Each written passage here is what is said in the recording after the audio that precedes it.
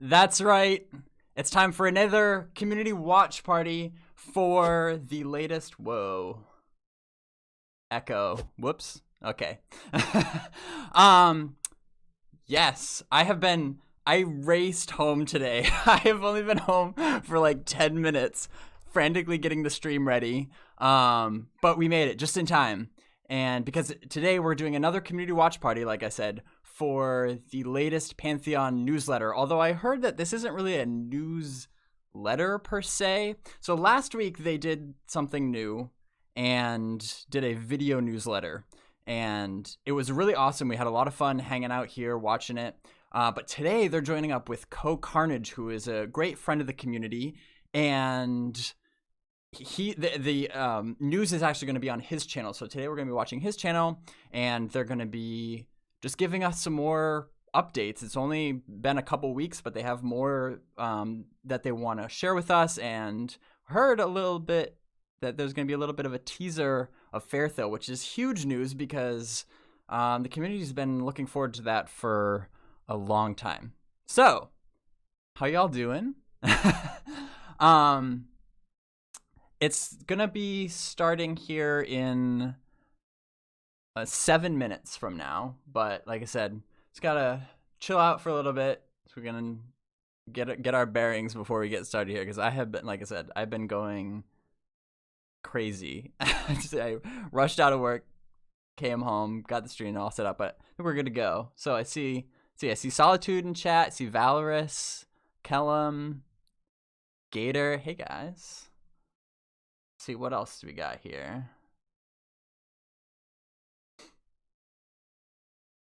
Oh, I actually talked to Ben Dean the other day, and he claims that their audio is going to be better this time, because last time it was a bit unbalanced, but it's supposed to be a little better this time, which I will be very happy about, because last time I had to kind of counterbalance their audio on the fly. But I think now, hopefully we can just sit back and relax.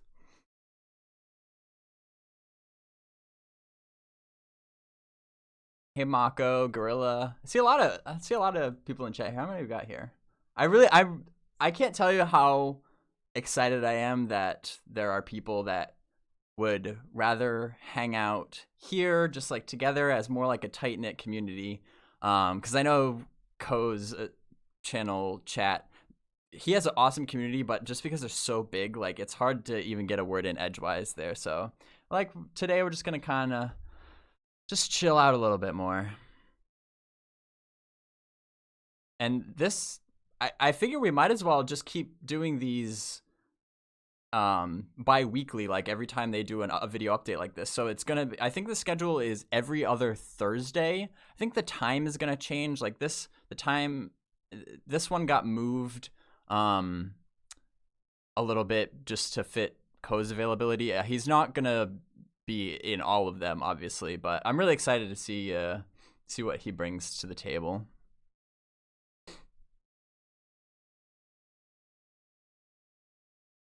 I actually have 2 mugs.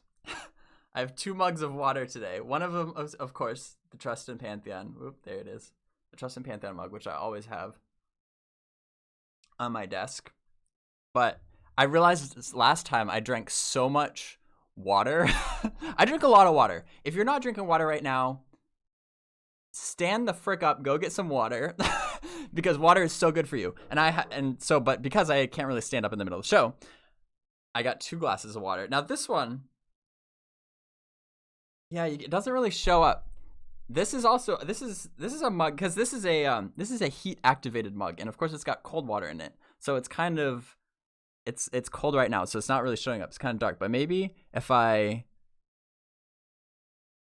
heat it up with my hand, it's gonna take a little bit more than that. I'm gonna try to show you without spilling it. You can kind of see that's the Pantheon Radio logo with my name on it at the bottom. So the guys at Pantheon Radio sent me this mug. So if you don't know what Pantheon Radio is, go check them out, because it's like 24/7 coverage of replays of all sorts of Pantheon content. They're really cool. So, double fist in the water today. I gotta keep it. We're minutes away, people. I gotta keep an eye on Cohh's stream over here to see what's happening. Something's happening. Oh, it's like he's doing his pre-show. I'll pop over to that in a couple minutes, but for now, just hanging out. Hey, Chase.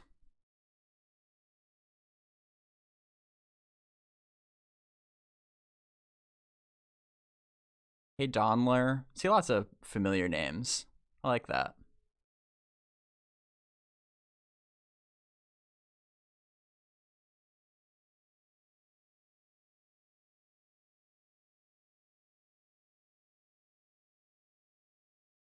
So, looks like Cohh, there's already over 4,000 people on Cohh's channel, which is awesome. I'm really glad that the game, like, what Cohh does to help get the game so much more exposure, and he does it totally free just because he likes Pantheon. He wants Pantheon to do well. So I'm assuming they always save the biggest updates for when they meet up with Cohh. So I'm expecting good things to come out of this. I think last time, my own personal opinion, you know, it was their first video newsletter. They kind of wanted to get acquainted with it, with the new format and doing things live and see how it went over. And overall, like I said, aside from some like little audio issues, it went really well. So I think with that, you know, kind of confidence under their belt, now, you know, they're taking it over to Cohh's channel to really get a big audience, to really get a lot of eyes on the game. Because we're at a pretty critical point in the game's development where, you know, they need to get a lot of eyes on the game and that sort of thing. So this should be awesome for that.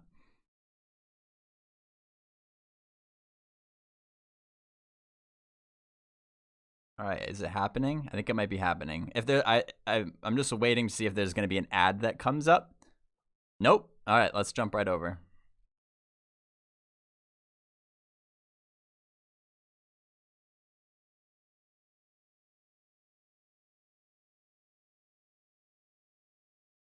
But yeah, should be Whoops, good. There you go. So anyway, guys, can you hear him now? How are you? If you have not heard of Pantheon, Pantheon is a project I've been following for a while now. It's called Pantheon Rise of the Fallen.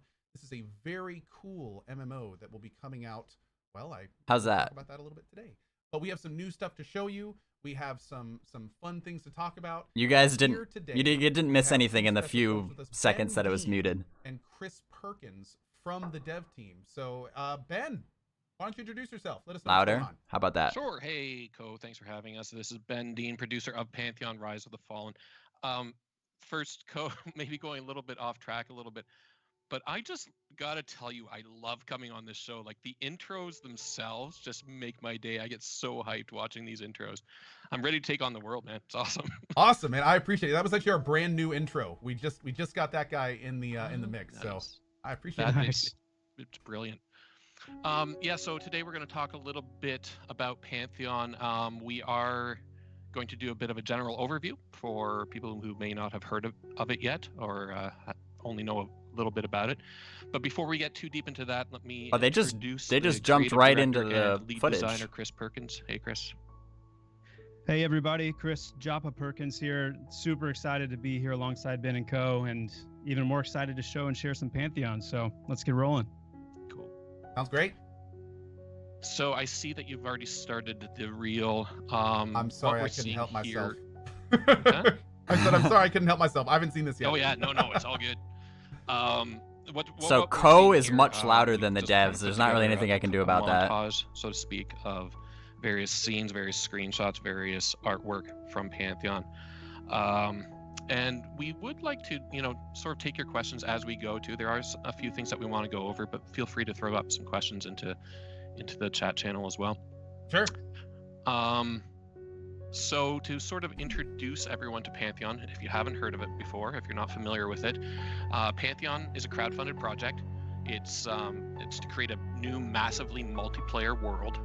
And So when that we set guy about this looks cool. We've project, seen him a we little bit asked before. ourselves, what's missing from today's MMOs?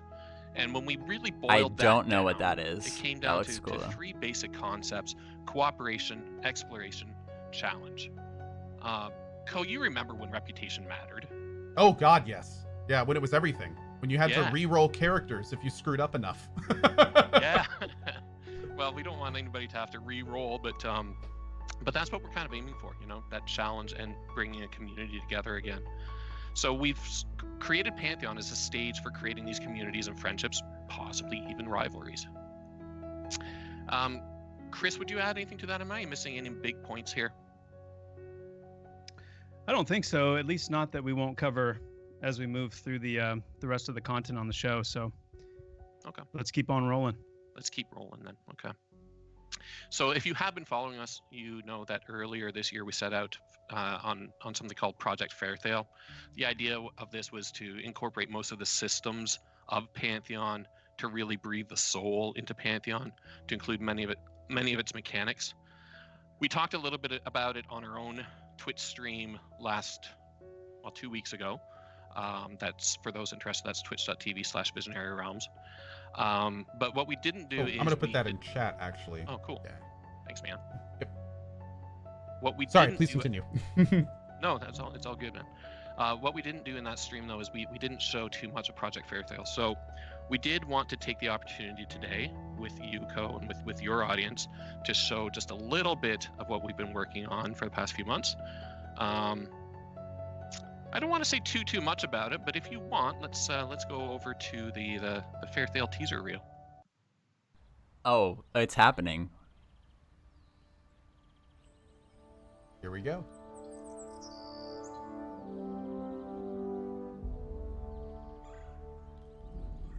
Whoa.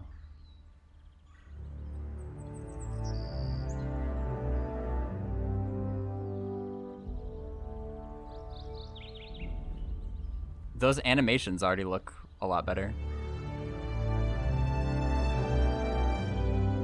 That's okay. Well, that looks sick. The logo and I think, is that it? Oh no, we got more. Oh.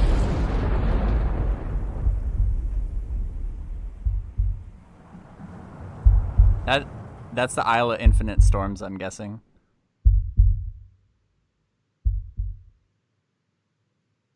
Oh my. Was that it? Very cool. Very cool. Yeah, thanks. So that's just a little. Well, sneak he did peek say it of was gonna be what we've been short, but working on. holy cow, that was cool. Before I turn this over to Chris, I just wanted to touch base on it real quick. A couple people did notice that we do have a new logo. Earlier this week, we started teasing out little teasers I meant to about this new logo coming. mention that. And a few people caught on, but really it's kind of symbolic. It's symbolic of our commitment to increase our communication. So every 2 weeks from here on out, starting on Thursday the 21st? No, it's 21st. Thursday the 21st, we're going to be doing our own streams on our own channel again at twitch.tv/visionary realms, where we're going to be doing sort of a look at the past 2 weeks as to what's been in development. So we'll get all sorts of different devs on camera there, showing off the stuff that they've been working on, whether it be coding or a bit of artwork or a bit of the lore.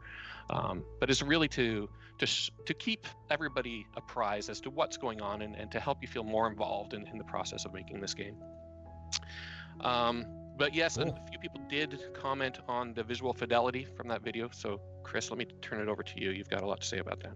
Oh, a lot of people in chat are asking for me to replay it. Is that okay? Yeah. Okay, play great. it. Do it. I'll wait to say anything until we. Oh no, go ahead. Just do. I mean, you know what? I'll run it a couple times, so feel free to just start talking. Cool. So, the first thing I want to highlight here is that one of our goals, if you've been following Pantheon at all, you've probably heard of Project Faerthale as being the big. Look at the leaves falling kinda down. heads down internal project we've been working on, milestone. And one of the goals when we began scoping out and working on Project Faerthale was to use this opportunity to achieve a visual standard to reach a visual bar that That we could logo say, looks this so is much what better, Pantheon's gonna too. Look like at launch. And yes, while we're still in pre-alpha, we wanted to have a slice of the game that required no caveats, no qualifications, could simply stand on its own and be representative of Pantheon as a whole, visually. And so we wanted to explore and discover what that visual bar could be, and the tech that would need to be associated with it and support it, all while making sure that the game remained performant, that it's going to run well on what we consider our current min-spec machine. And so all of that to say, it's one of the many reasons why we're excited and proud to show this first glimpse into Oldwood, because of what we've been able to achieve as far as that visual bar, that visual standard that we're reaching for. So is Faerthale kind of like a vertical slice of kind of the whole Pantheon experience, kind of everything in one place? So yes, and I would say yes in terms of visually speaking, that's very much the case. And then as we continue forward working on Project Faerthale, the goal is to get it to the point where it can be indicative of the gameplay experience as well, including the various different game systems that not only the fundamental systems, but also the differentiating systems as well.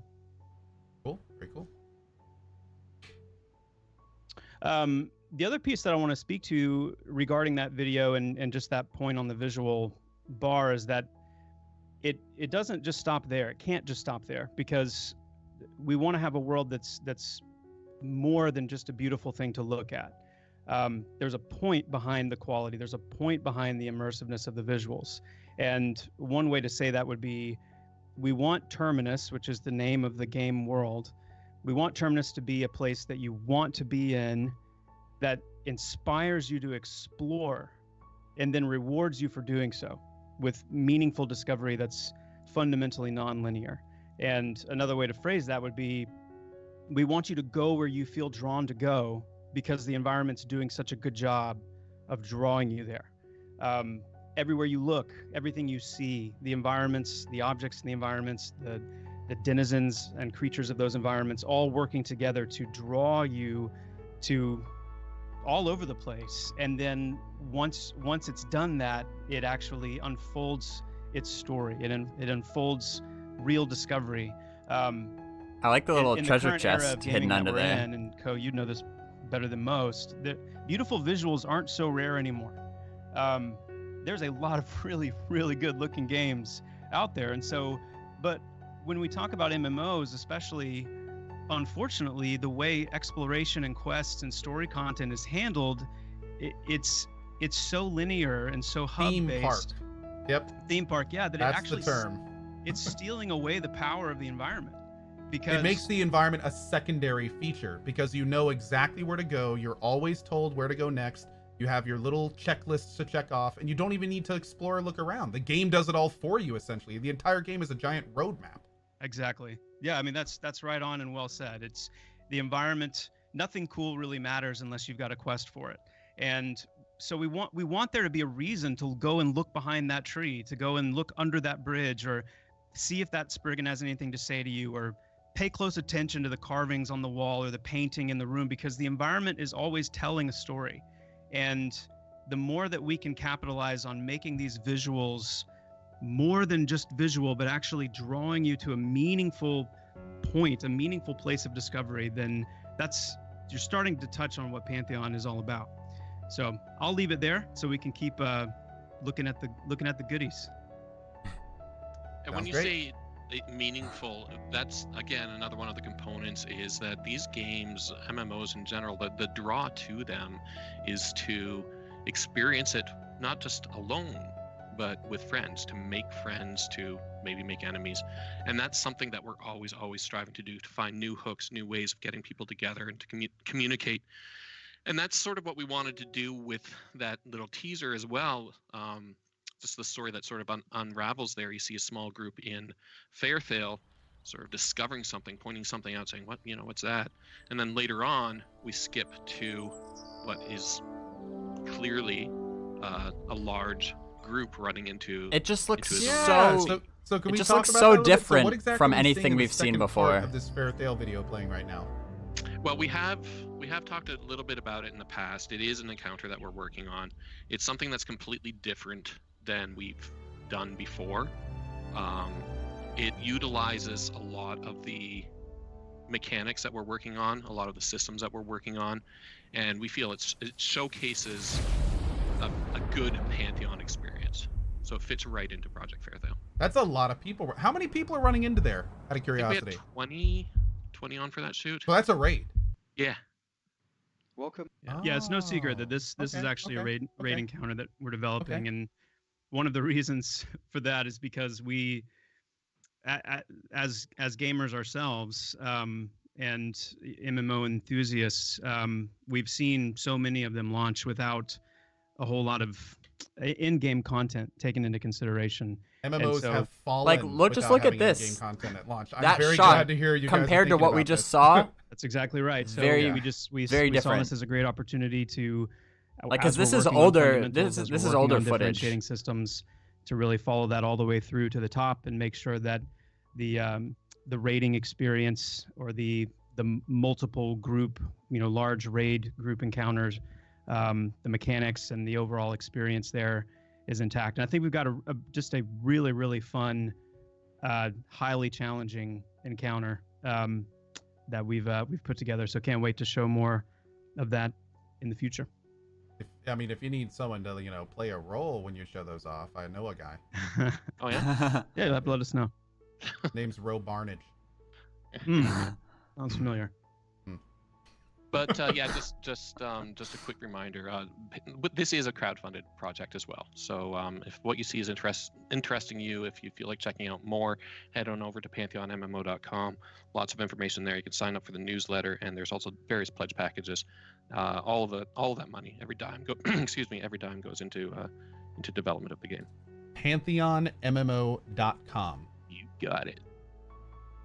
Also, So just I wanna think say, I think that guy that because we of just some saw of the there comments that have been made in chat, that has something the to do with footage that we that showed raid is zone not a that we were cutscene. showing. That is in-game footage, 100%. Just wanted to make that clear. Because my personal opinion, Yeah, JR Thread. That I raid couldn't have area agreed more. And honestly, I'm looks hoping for nothing kind of like same the thing with forest. Pantheon. It's Just almost EverQuest like it's two motivated different you to end. zones. That's how. A little bit of lag. Anyway, that gives me a chance to talk without stepping over them. I don't know if that's his stream or is that my end. Oh, he went down. Oh, well, that's okay. Because then, like I said, that gives me a chance to talk without disrupting them.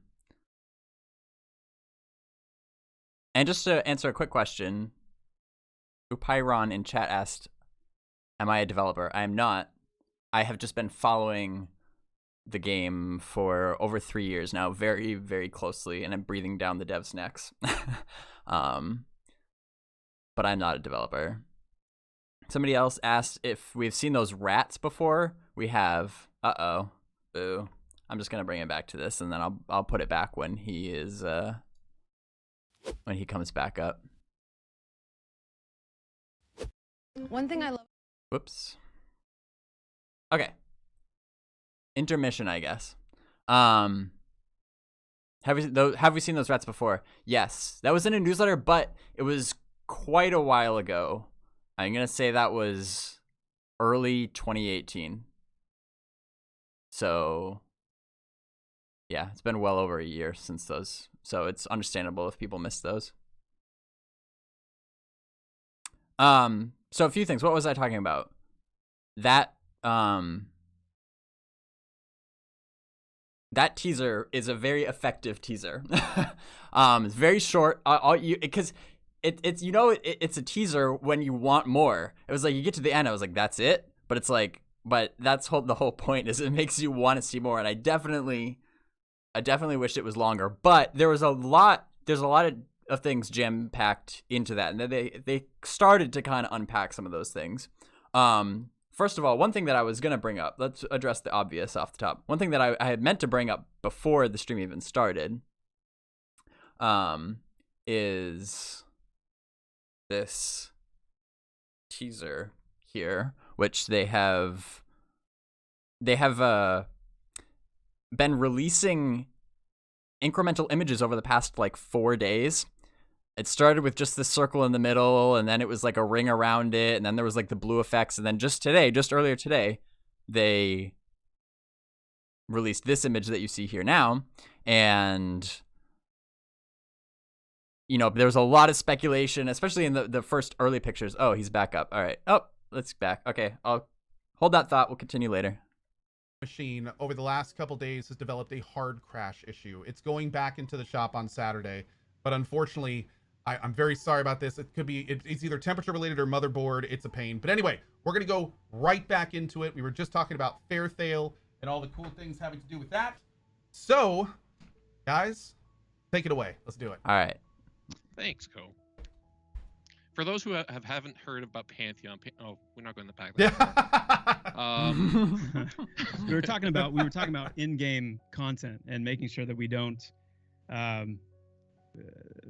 wait too long to consider that, because of how important it is to a launched title to have that kind of content also considered. And that was fast. That was a pretty fast ready to roll turnaround that he got his launch. computer And back so up. We've taken this opportunity with Project Faerthale, the work we're doing right now, to work on that side of the spectrum as well. So that's what you're seeing in the second part of that video reveal, is a little teaser. I mean, obviously we're going to have a lot more to show on that coming up, but just a little bit of a teaser as to what that area is shaping up to look like.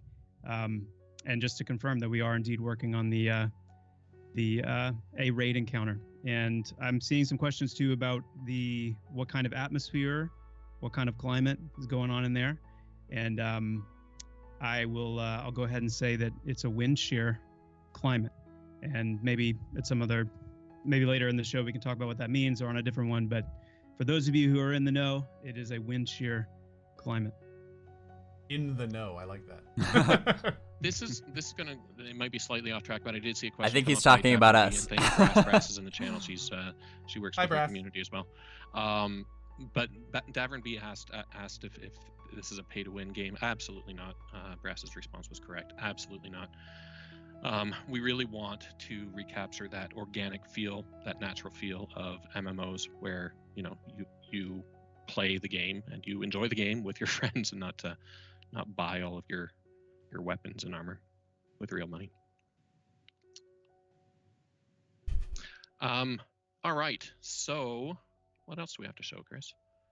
Oh yeah, let's talk about some of the things that make Pantheon Pantheon. So there's lots of systems. One of the most exciting is indeed the perception system. So as we've alluded to, we don't have the classic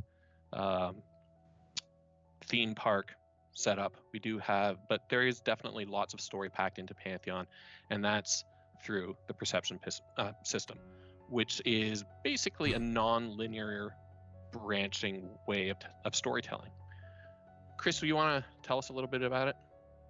Yeah, sure thing. So, as I was saying earlier, we want non-linear. I like kind that of the code word for description. the perception system is environmental storytelling, and part of the conceptualization was, what would we need to do to make the environment tell the story? When you see something interesting and you go to it because you want to look at it more closely, looks like, whether it's a statue or that's exactly the concept art for the area that we saw in the gold teaser. Glimmering on a hill in the distance, whatever it is that's drawing you.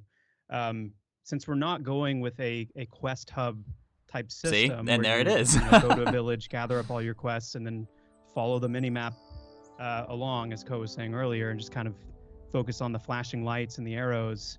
But you're really living and being present in the environment in real time and going where it kind of calls you to go. How would the environment kind of interact with you? And the perception system is the vehicle through which we take the incredible storytelling that we have in Pantheon, which I have to give major props to our lead writer, J.M. Gerhardt, just a brilliant narrative designer, and that's going to become more and more clear as the game develops. But we needed a system to also marry with that content and bring it to the player in that immersive way, and that's what the perception system is. Maybe we could throw up some of those images, Cohh, of the some of the under the hood stuff to give you guys a little better sense of the tech side of how we're making this work. But sure.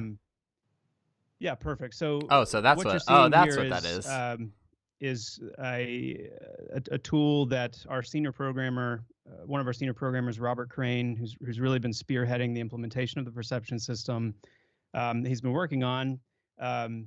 Codenamed Odin is the name of this tool, and it is a node-based narrative design tool, which it does more than narrative design. There's a lot of our NPC stuff, from placement to setting up routines and AI behaviors and things like that, takes place in this tool. But what we were wanting to focus on today is the flexibility of the tool to allow us to branch different dialogue options and ultimately different outcomes and paths that can take place when you're having conversations with NPCs, or potentially prompted through different kind of mini events when you come in contact with something that has story related to it. So an example would be a statue, or those carvings on the wall I referred to earlier. There may be some kind of quote unquote conversation you could have with that thing that you're seeing, as you're thinking to yourself even, and making different decisions in your own mind, following your own intuition of what you might do with this information, or how you're going to interpret this information to actually be. And so again, not to get too far off into the weeds of the implications, but here you're seeing really the technical side under the hood. Let's go to one of the other ones that has some of the dialogue on it, and or a little bit more dialogue on it, and you can see how some of that branching. Yeah, Oh, there we that's go. a great example.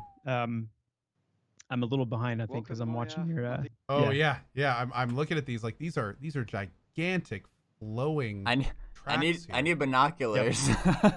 Yep. And so these are. It's cool that they're like showing about how it actually works, though. That's cool. Discovery and also meaningful decisions. And I'll try to keep it brief, but one of the things that comes up a lot with a system like this is, what are you going to do about spoilers? So it's great to have branching storylines and that choice, but what are you going to do about spoilers? A month, 2 months, 3 months after the game's launched. And it's a little bit of an in-depth answer, but I can say relatively simply that the system of flagging, we're going to call it flagging, which is basically has to do with what race your character is, what class your character is, what level your character is. What creatures have you killed in your overall journey as a character? What NPCs have you spoken to? What items have you looted? All of those things and more function as flagging that creates kind of a unique fingerprint for your character, so that when you come across that statue that I keep referencing, let's say, it's going to what kind of options are available to you is going to depend on what kind of character you are and what kind of experiences you've had. And so while there may be certain spoilers, it's going to be really hard to track down for your specific character with your specific history and makeup what actually is going to happen when you do the thing. So again, we'll have more information about that and actually show that, we want to show these things too, and we're going to be working to show these sometime in the hopefully not so distant future. But I just wanted to put that out there because it's a very understandable concern or hesitation about really getting excited about the idea. And but so I want to just put that out there to say we're aware of that, and we're working through this kind of deep variable flag and layering to make it as unspoilerable as we can. By the way, just wanted to interject here real quick. We have a lot of people just tuning in. This is Pantheon Rise of the Fallen. It's a new MMO coming out from Visionary Realms. You can find more information at Pantheon. That was a lot more information about the perception system than I was expecting. I am not. I am actually a backer of this project, and I am a fan, just like pretty much all the people watching right now. The Pantheon devs, I'm gonna have to cool, take a lot more time to really and asked if I want think about that, but see the game with them. And that's what I've been doing. This is our, Ben, what, 4th or 5th Pantheon stream at this point? Oh, more than that. Just looking at stuff. Yeah, we've been kind of following the production of it. And this is a game, frankly, I'm really excited for. I was a big player of a game called EverQuest back in the day. And honestly, this is kind of like the next game I've kind of been looking forward to of its type. Even though we've had so many MMOs release over the years, none of them have really kind of captured that spirit and that feeling of kind of community playing like that did. And honestly, this may be kind of the next one. So it's one I'm very excited for. And just like you guys, I'm just here as I can't zoom in. enjoying this as Doesn't well. work So, that I'm sorry, way. please continue there. No, well, we're big fans of yours too, Cohh. I remember when you first reached out to us, it was awesome. It's like, sweet, CohhCarnage is a fan. So no, we really appreciate you inviting us on as well. Sure. Mm-hmm. I did see a question pop up though a little bit earlier about challenge too. Is the game going to be challenging? And the answer to that is absolutely yes. There's lots of room to make things challenging, because we think, again, this is a community building game, and it's much easier to build a community if you need friends. Mm-hmm.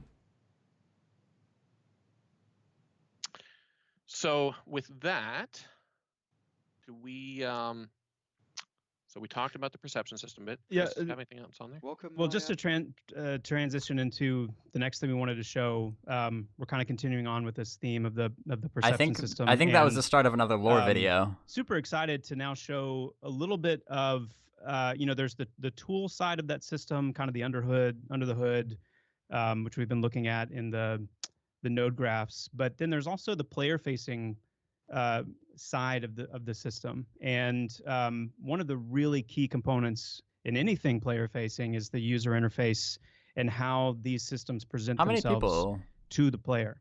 7,500 people over there. If you've been following our development, you may remember a stream we I see did in some the comments past that the where, Pantheon site's going our down, so lead that's concept good. artist Jared Pullen was on there, and we were talking about the making of a city. We were talking about Throne Fest, and man, the feedback we got after listening to Jared, I mean, the guy gushes passion. It absolutely loves, oozes passion, what he does. Oozes, gushes Love at the it, same time, and he loves the lore of our game, and he takes it so seriously and has so much passion when it comes to creating the concept art, which, I mean, just drives everything. Speaking of which, that we do I see the lore name Asirico mentioned in some of place, these the concept text boxes, which we learned the lore in visually, that and then of course making of a city everything else stream flowing from there as to what that's a makes it god into of the the game human world. So pantheon. we've got a really special video that Jared put together of him working on the UI art for the perception system and talking a little bit about how just the journey of starting off and where it's gotten. So let's go ahead and roll that. That's just really quickly before we play that, this Sure. upcoming video, it's the kind of content that we'll be showing every 2 weeks on twitch.tv/visionaryrealms. oh, that's yes, cool. and Take a also look. a lot of people have been asking me personally, like, hey Cohh, when's the next Pantheon stream? When's the next Pantheon stream? Pretty much the second I'm done with a Pantheon stream for the following weeks to months. So one of the big things that these guys are going to be doing is, Ben, did you say every 2 weeks? Every 2 weeks, every Thursday Every- at 6 o'clock Pacific. Yeah. Every 2 weeks, they're going to start Yeah, doing that dev streams every kind of other like how we do on Thursday. this channel to give you constant, frequent At updates in 6. this game. I can tell you, I will be watching those VODs if I'm not streaming at the time. So if you are one of the people that wanted updates for this game, especially if you've been following it here on my channel, make sure you're following the Visionary Realms channel. Thank you, Shock ASU, for linking that. And that is going to be the place to be. I hopefully will still have some chances to show you some Pantheon stuff as we move forward. Oh, but yeah. that's going to be kind of the hub that they're going to be working out of. So yeah, be sure to check that out. All All right. right. It starts Thursday, the 21st at 6 o'clock Pacific. Cool. Ben, you ready for me to drop into the video? Let's check out Jared's video. Let's do it. Welcome my VR family and friends and fans of this wonderful game. Oh, that we're I was making. wrong. I thought this was going to be Well, lore. It's This about is time I got in here and had a good chat to you guys, and I've been charged with the wonderful job of talking a little bit about what I do. But even though I'm a concept artist, I am not talking today about concept art, but rather an entirely different beast altogether. So I am going to be talking about our user interface, and more specifically our perception system. So now, being a concept artist and coming from that background, it's I've been able to draw and drag in a lot of my abilities from concept art and apply them to the look and feel of the user interface. That UI looks way different, so and it far, also seems to I've been match up to my eyeballs in all the manner subtitle of in user the interface bits logo. and bobs and little elements, and That's a and cool. just That's a helping cool to scheme. develop around a central design idea, develop the look and feel for the UI. Specifically, the perception system is what we're going to be talking about. So if I can just unburden myself here a little bit and just get rid of a little bit of this, you know, layering in here, you can see there's just so many layers. And this is more or less a history of the development of the UI and just looking at different aspects of the UI and the certain elements. And we went down many roads around a central design theme to bring the user interface in general for Pantheon to you guys. So we'll just keep digging. We keep digging, keep looking in here. You can see here, these are the masks I've used in Unity to actually bring together these perception auras, which you'll see later on when we actually do dive into Unity. But yeah, it's been a wonderful foray into developing the look and feel. I'll just unburden a few more bits and pieces here and just have a look around what we've got here and just check things out a little bit. So you can see here, there's a little bit of development on the UI front here, looking at different elements, how we might best understand how we're studying something. So it's like a progress bar when you're reading or when you're listening, but all this is old news. So you're getting a little insight into the history of our perception system in terms of how it's been presented in the UI. And you're also getting a little insight into, and insight's probably a good word, into what our actual mechanism for perception is when you see Project Faerthale demo coming to you shortly. This is the Sightstone, and it's a wonderful little archaic and arcane device that gives perception. So yeah, it's really coming together here. These are some of the really old elements here, but I digress. I'd really like to show you a little bit more about what's actually going on in Unity. But before I do that... Oh, it's a giant gas bag! Oh What my the- God. what is this? Seriously? Get out of me, get out of here! What is that? Oh my goodness! How did that thing get in here? It's always following me around. Anyway, never mind. Forget about That him. was so loud. What? Just keep doing what we were trying to Rip do. headphone users. Okay. Jesus. Calm. What? Calm now. So, this is our What? perception system. It's presented in Unity. And the What big was- thing about this What was the point of was that? just dealing with how to convey an intangible thought in a tangible way, because thought is fleeting, it's an impulse, it's a moment in time, and that's what we're really trying to That like grasp scared the with crap out of me. perception.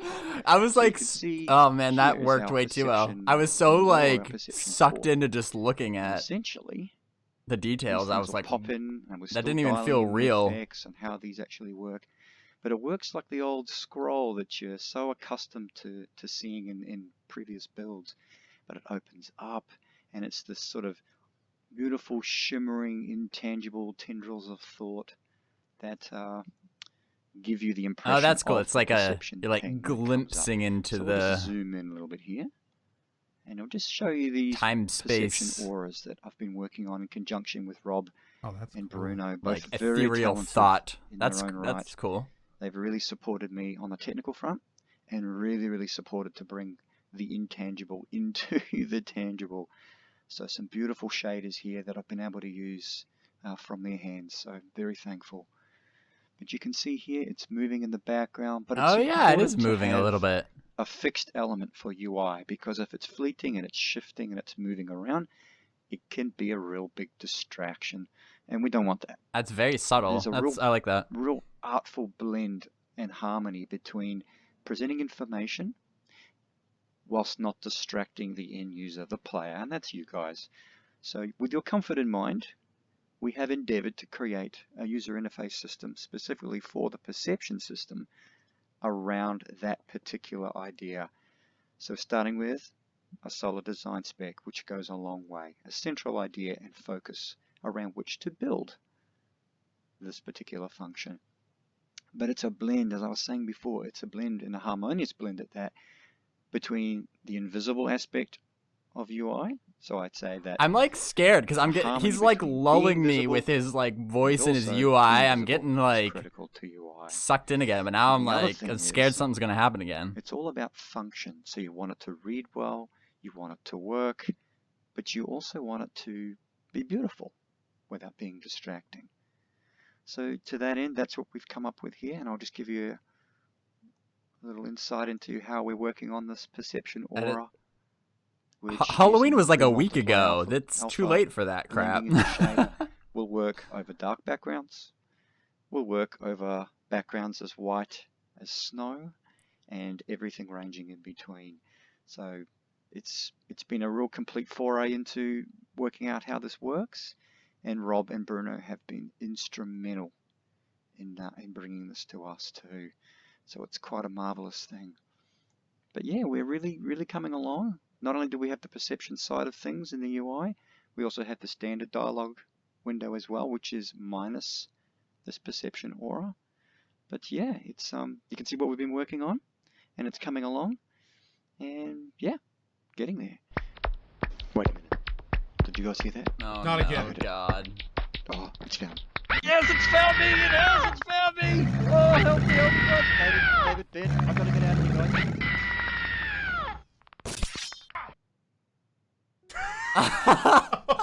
Okay. I tried to lower it as fast as I could. That really Wow. happened to him, by the way. Yeah. I believe it. No, no problem. So is that the kind of stuff that we can expect to see on the the bi-weekly streams? Yes. Yes, that's exactly the kind of stuff. Including I love the that jump everybody's calling scares? him The Bob Ross of game. Oh, game he is. Design. He It's is. pretty- yeah. But yeah, that's the kind of content that you'll see every 2 weeks. Just to give you a bit more insight as to what's going on, how things are made. You know, real behind the scenes. If stuff. we can get that level cool. of like Yeah. sneak peeks Were there any questions every Cohh, other that you week, had though, about that's what was presented there? I was thinking that's impressive. I don't know if you want to brave the gas bat thing again, but if there's a way to bring up that last shot where you see the perception dialogue window and what he was referring to as the basic dialogue window, there was a clarification that I could make there Welcome, that some people might find interesting. Welcome, Sure. my, Give me just one my second. fans family. of, Yep. of this wonderful game that we're Oh, Lord. making. 1 sec. Well, it's about time I got turn in that here and off. had a good chat to you guys. There it is. This guy here?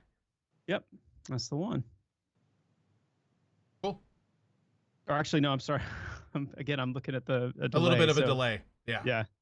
Apologies. But the one that has the two little dialogue windows. Got that up right now. Perfect. So the one on the left, that is our perception No, system that one. dialogue. So There we that go. is, if you think of the perception system like you would think of crafting. When you start a character, you are not a crafter. You choose to craft. You choose to become a tradesperson. In the same way, you choose to become part of the perception system, and when you do so, you become known as a keeper. So a crafter is a crafter, and a keeper is somebody who has initiated the perception system and is developing that side of their character. Now, when you become a keeper, you gain the skills related to the perception system, which include the insight and the investigate skill. I'm not going to go too deep into those. The insight skill is passive. It affects what kind of things you will notice in the environment around you. And then the investigate skill is active, where similar to, you think of like a Dungeons and Dragons campaign, you walk into a new area and you tell the DM, I want to explore the room. I want to study the room. That's kind of what investigate is like. And so the higher investigate skill, the higher chance you have to notice something interesting in your environment. But what it also does is it creates these opportunities for storylines. And if you look at the dialogue window on the right, that's what the basic player will see, whether you're a keeper or not. When you talk to NPCs that have a basic quest for you or just have something they want to say, that's the basic dialogue window you'll see. When you're a keeper, you're going to be able to initiate storylines. And storylines are different from basic quests. Storylines are the perception system specific quests, and that's where that special UI on the left will come into play. That's something that only a keeper will see. The branching dialogue is something that the keepers will be able to experience, and it's going to provide players with a chance to do amazingly deep dives into the lore and story of the game, past, present, and future. So I just wanted to make that distinction, and like I said, we'll have a lot more to say, specifics, and in the future. Very cool. Great stuff. So I think we have a couple time for a couple more questions. I like the direction that that's headed, because I think it's really important Excellent. that So I have a question. everybody's for you. experience Sure. be It's one that you get a lot. unique, But as much as possible. I'm going to ask it anyway. Hey Ben, when can I play this game? Yeah, well, you do ask that. We do get that question asked a lot, and there's always questions about dates for alpha, for pre-alpha, for beta, for launch. The answer is, not to prolong it, the answer is I can't give you a date just yet, but I did want to I thought sort of explain how it felt Visionary like they were Realms leading works. up to something. So we are a very small team, of committed, very talented developers, as you can see through the artwork that we've shown today.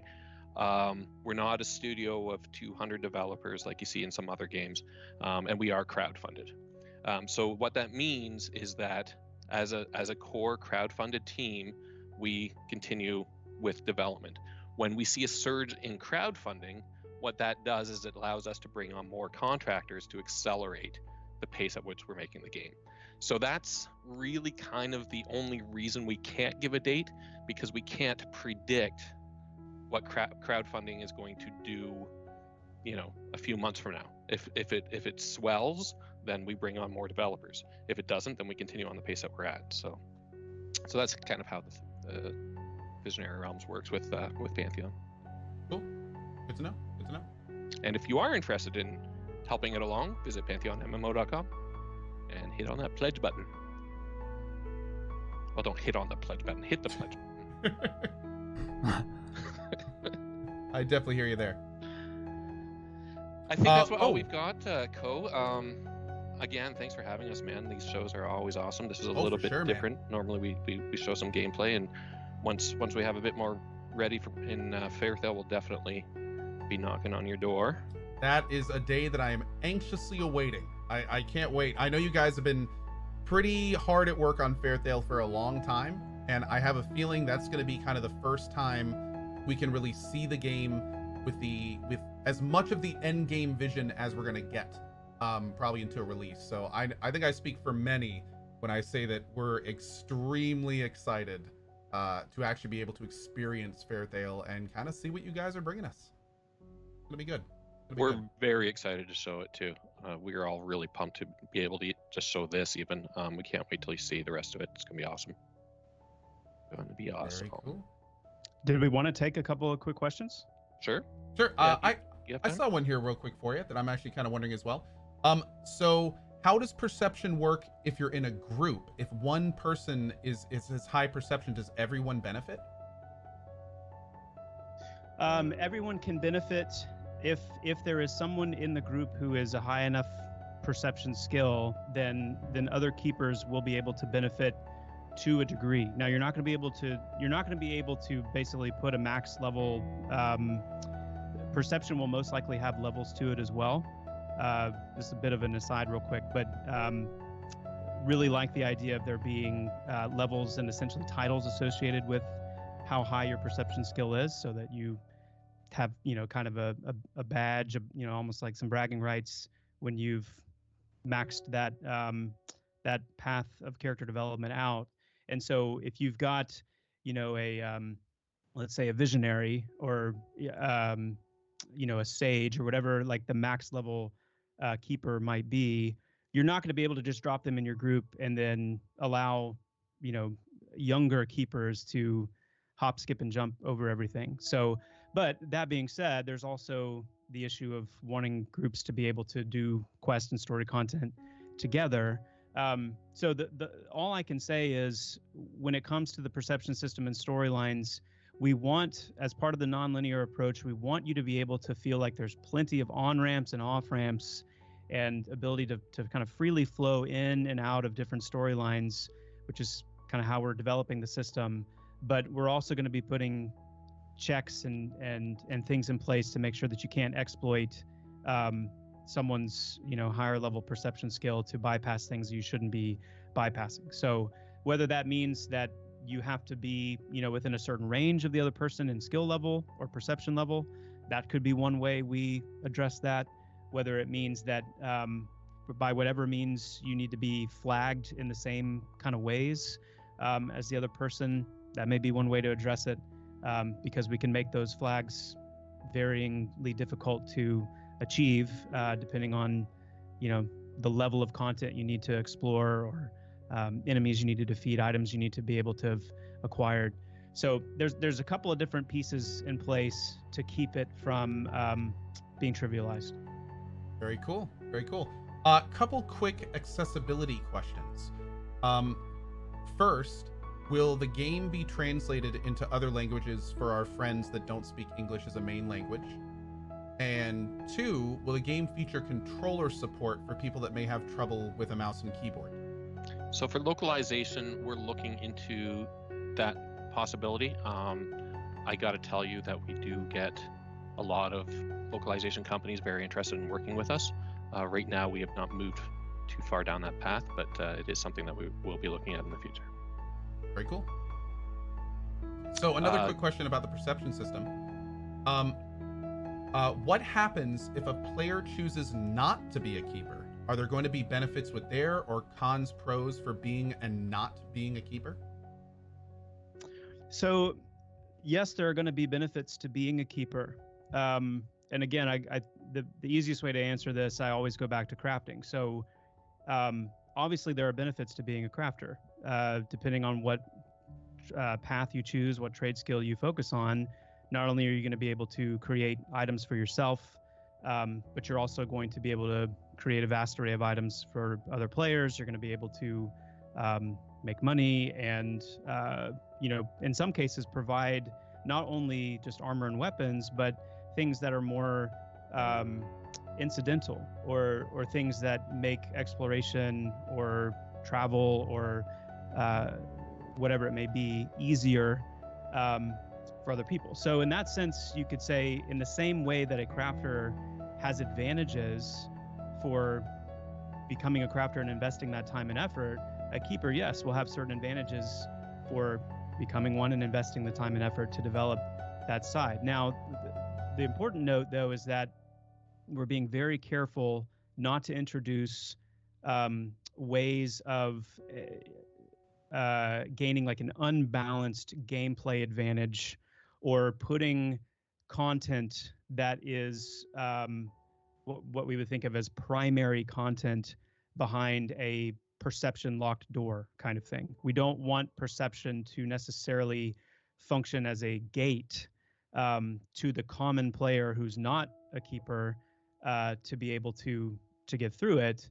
But again, in the same way, let's say like you need a crafter to create some kind of master crafter to create some kind of crazy key that you have to be able to unlock this door. That's different, because as a guild, for example, you could pull money and resources together to be able to afford such a thing, but you don't have to have that crafter present with you to be able to reach the content. In the same way, potentially, there may be certain things that keepers are capable of generating and granting other players that don't require them to be present, but are still a way for them to use their skills and abilities to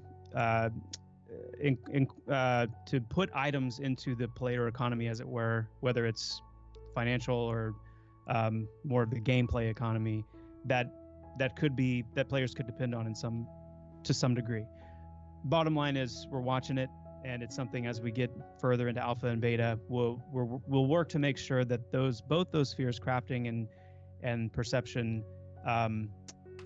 feel like a fundamentally bettering layer to the overall gameplay experience, and don't provide unbalanced benefits, and don't gate content progression for the other players who choose not to partake in those systems.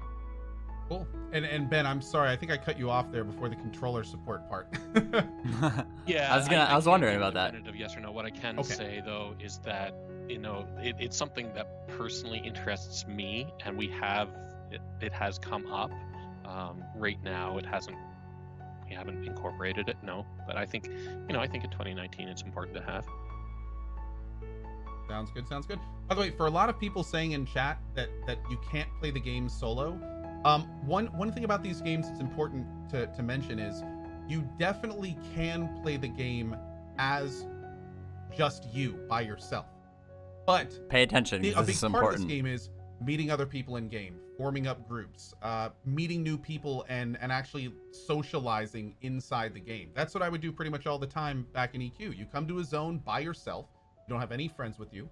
You start shouting in the public channels, hey, I'm looking for a group.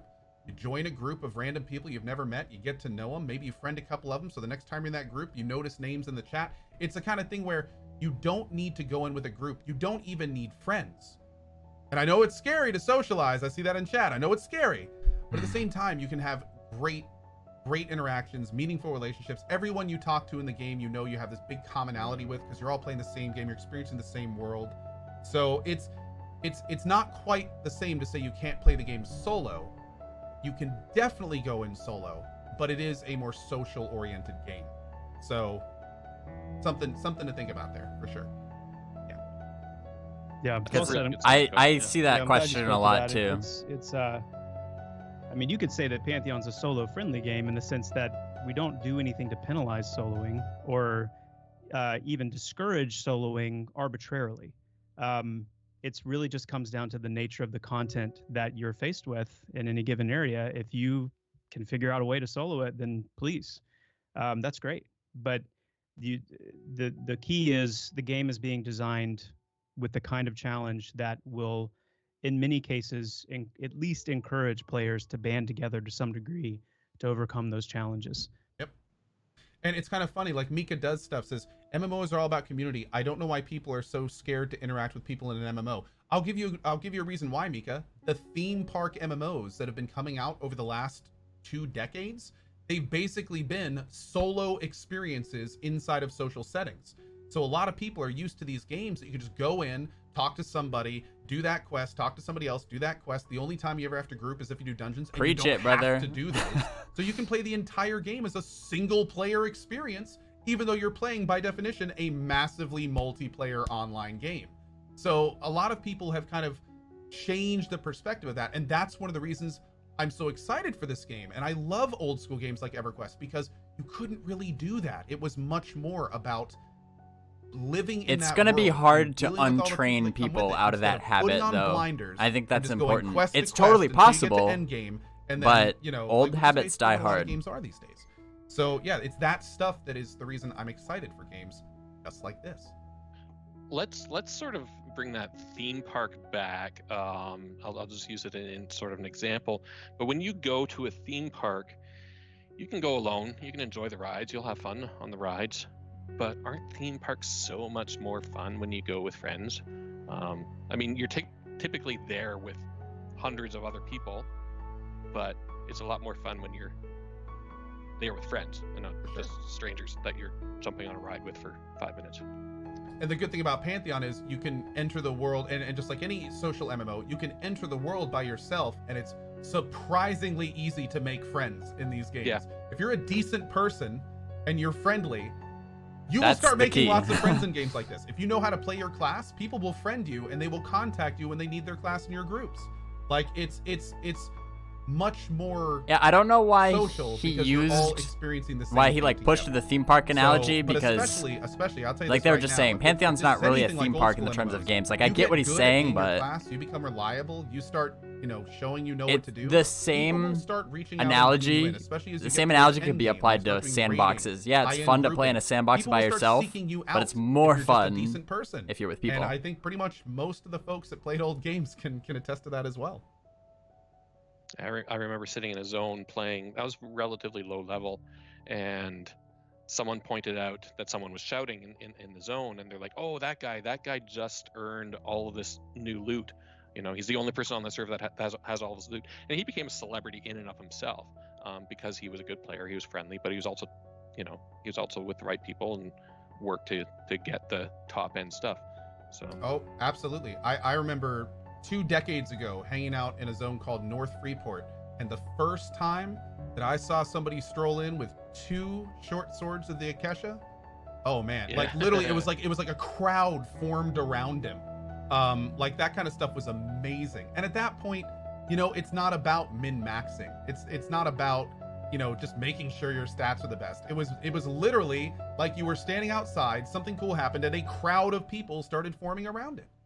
So yeah, it was amazing. I mean, 20 years later, I can't tell you what happened last week, but I can tell you the name of that person. His name was Kith Cannon. That was his name. And it's like, and that was 20 years ago for me. And again, I have a terrible memory, but He's it was probably just watching that the cool of an like, experience. Yeah, I know, right? No, it'd be fun. But it was the kind of thing where it was like, you know, once that kind of stuff happens, you actually get a real reputation with real people. You know, guilds become like these large, like covens of people that, you know, if they have that guild tag under their name, that there's something. And you can do it again using that sandbox analogy. You can do a lot more too. Like you can build a lot more if you have more people. In our current state of MMOs, instead of just like all this kind of whatever it is now. Yeah, we do too. We do too. And that's exactly what we're doing with Pantheon, is we're looking for every opportunity to create moments, memorable moments. That's what it's all about. Cohh, thanks so much again for having us, man. This was a fun stream. My pleasure. Yeah, this was really cool, and I really want to thank you guys for being here. Again, this is Chris Perkins and Ben Dean of Visionary Realms. As a quick couple of reminders, if you want more details on this project, PantheonMMO.com, a great resource for this. Also, as another reminder, make sure you're following the Twitch channel, twitch.tv/Visionary Realms, all one word. If the mods could pop that in chat. Thank you, Shock ASU again. They are going to start doing bi-weekly updates. So I know a lot of you guys are kind of like, I gave money to this project, I want to play it right now, I want updates all the time. Well, they heard you. So moving forward on that Twitch channel, they will show you exactly where the money is going to, exactly what's being produced. They're going to have people that are actually making that stuff on there so you can watch them do it. And I can almost promise you, as soon as a date is available, which they know everybody wants right now, it will most likely be on those streams. So twitch.tv/Visionary Realms. And of course, anytime there's more big stuff to show you, I will be beating their door down for an opportunity to show it to you. So, yeah. The door will be open, sir. Well, Ben and Chris, any parting words before we wrap up here? I think you summarized it well, Cohh. Again, thank you, and thank you to all of the audience who's come and watched as well. We really appreciate you coming out. Oh, I'm sorry. We may have just hug of death your website. No. It'll be back up shortly. Molad's probably in there right now trying to. He's being resuscitated, I think. Yeah, thanks everyone. Last parting words would just be thank you so much, and it's a joy for us to be able to come and show what we've been working on, especially to the Pantheon community who have been waiting patiently. It's so exciting for us to be able to start showing you the fruit of the labor that we've been working on so intensely. So much more to come. Thank you all for being so awesome and so supportive and excited. Your energy really, really does matter to us. The passion is real. The feels are real. And Cohh, as always, man, this is one of my favorite things that I get to do personally. And I know the team listening in and right now feels the same. So thanks for all that you do. Thanks for your passion, and hope to be back with you soon. It is seriously my pleasure. I can't wait for the day when I'm logging into the first time of this game live on stream. It's something I think about frequently. So thank you guys for all your work. Me too. Quick reminder before I go, as you guys know, I'm a variety streamer. I play tons of different games, but there are some phenomenal streamers that pretty much focus on Pantheon. There's some streamers that are basically doing like weekly Pantheon get-togethers. They're having panels, they're having discussions. I can tell you right now, there's a guy that's been retweeting a lot of our stuff, BazgrimTV. He's a great resource for this stuff. So while I am off doing my variety thing all over the gaming world, there are people that kind of keep focused on this stuff. So make sure to check the directory, throw some follows. To I was some new not people. expecting that. And yeah, hopefully the next time we're on here, we can show you some cool gameplay of anything new. Also, I saw a lot of people in chat that were just seeing this project for the first time. They were asking about gameplay. Check the Pantheon and the Visionary Realms YouTube. I personally have done gameplay in this game. We have done dungeon crawls. We've looked over overland zones. It's a lot earlier stuff. There's a It's lot not other Faerthale. This is a big project coming up. there's a But lot there of people is other gameplay than out just there. me. Make sure to check it out if you want. But wow, thanks, Cohh. That was nice. And yeah, pretty awesome. There's a lot of Ben, people in Chris, this thank you guys chat again for being here. in chat with Thanks, me Cohh. that Thanks a lot. Thanks, everybody. It's been great. All right, do guys, a I lot will of talk to you both similar later. stuff like that. Everyone here, I want to thank you So- guys again for coming out. These streams are so much fun to do. Okay. I love, as a fan, being able to jump in and, Okay. And do this stuff. I'm with gonna you. Next time, I don't know when switch that will over be, of here in course, a but second. I will probably be weekly to daily, as I normally am, asking them for more stuff and more things to do. As they are getting closer to the end of Project Faerthale, hopefully we'll be able to do maybe some demos and runs through that area, see how it is. And yeah, should be a lot of fun. So on that note, dudes, I am out of here for now. I right. give a big thanks to Ben, Chris, and all the All right, I'm people- gonna bring it back over here for a second, and we're gonna try to debrief after all this, because wow, that was a lot. I gotta. All right.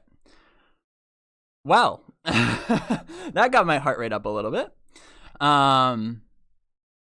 So let's try to unpack what we just saw, because there was a lot in that. That was about an hour, almost exactly, which I'm a fan of the punctuality. But let's see. I think there was a lesson to be learned there a little bit, and I won't get too philosophical, but one thing that I'm a big believer in is that there's almost always a lot more going on behind the scenes than you realize. That's kind of been my general philosophy, and it has helped me to stay a little bit more patient over the past 3 years or so that I've been following the game. And I think this is a good example, and this is even just a little bit of a teaser, but it's still, even just in that little tidbits, you could see that they've made a lot of progress on the UI. The little bit of the Faerthale zone looked amazing. It's not to say that, you know, I'm not saying that the game's almost done or anything, but all that stuff before today, we had no idea that the UI had been changed that much or something. Like, this is all stuff that they had to have been working on for a while behind the scenes. Like, making an MMO is just such an unbelievably huge project that, and just because they don't show us every little thing that they do doesn't mean that it's not still happening. And, you know, you could call it trust, you can call it whatever. But I think it's the phrase that I like is that the absence of evidence is not evidence of absence. And so up until, the past year, there have been not many updates, and it's easy to kind of fall into that thought trap that nothing has been, that they haven't been making any progress. But I think that this, and these bi-weekly updates will definitely help with that, to actually, as they start to kind of like unveil what they've been working on. But it's just a little bit of lesson there that I think this is all starting to show that, like, yes, like, even though they've made the choice, I think they want it to be more of a big reveal. I think in this industry, you need to make waves to get people's attention. And if they had spread all this out over the past year that they've been working on Project Faerthale, it's debatable, but maybe it wouldn't garner as much attention as you wait. Like, there's a lot of anticipation just surrounding this stream alone, because we knew that we were going to be seeing the first bit of Faerthale, and because all that anticipation has been building up over like the past 10 months or something. That's how you make waves. Now they've broken the website because there's so much excitement surrounding it. So I get that why they took that approach, but at the same time, obviously, I'm very glad that we're finally kind of starting to enter into this phase where they'll start to get more updates and stuff like that. So that's why that. Anyway, just a little bit about like that's my mentality overall. Is I'm a much more wait and see. Just because I don't see something in front of me doesn't mean that it's not there. Does that make sense? So I'll stop preaching about that. But that's I just wanted to touch on that a little bit. So I wanna talk what I had been starting to talk about earlier when Cohh's stream went down, and I had started to talk, but then his stream came back up, and I got cut off. But I want to try to return to that thought if I can, and I'm gonna bring this back up, and we'll go back to this view here. So this is the image that the devs posted on their social media earlier today. At first, like I said, it was over the past 4 days, they've been just releasing little parts of this image, and it was only today that we saw this in full. And now we know from that teaser that this is part of a larger kind of rebrand of their logo. This is the O in the Pantheon logo. And there's a few little things. Can you not see my cursor? That's unfortunate. I'm gonna see, can I zoom in? I can at least zoom in a little bit. So there's a few interesting things. First of all, I love the new logo. I think it looks much more professional, much more interesting as a whole. But for now, I just want to focus on this O. And I kind of wish they had explained it a little bit more in the stream, but so I'm just going to kind of theorize a little bit based off what I know. So because I've been reading into the lore a little bit more recently to try to understand, because knowing how the devs think, they'll always try to inject lore into everything. It's what the game is built on, and I think there's a lot of lore that can be found in the logo. So the first thing, the obvious thing, is that the O is broken up into 8 pieces. I don't know why. I think it means something, but I don't know what it is. I was expecting it to be broken into 9 pieces to represent the 9 races. But if you zoom in a little bit closer, you see these dots, and again, I don't know. This is just all this is my theorizing. I don't know. You see these dots, little dots. If you count them up, there's 9. 1, 2, 3, 4, 5, 6, 7, 8, 9. That might be, it could just be a coincidence, but that might be representing the 9 planets that each of the 9 races started off. So for those of you that don't know, Terminus, the name itself basically means the end. And Terminus is a planet that there are 9 races that started on other planets that have now very mysteriously found themselves on Terminus. And like shards or fragments of their worlds have been collided, but not so literally, but have been placed on Terminus, for lack of a better term. And this is where they are, and now they kind of have to, it's where they end up, and now they have to kind of find their way. So this center, this black hole, well, it's really not a black hole, because a lot of people, when they were kind of unveiling these images, there was some theories that, it's like the Fortnite black hole or something, and it does there are some similarities, but I'm fairly certain that this is actually an eclipse. There's a planet, and you can kind of see that it has like some spherical 3-dimensionality to it. Let's see if I can zoom in a little bit more. It's a planet in front of a star. You can kind of see the solar flares around the edge of the ring, so it's almost a full eclipse. And so and I think the eclipse is meaningful in the lore.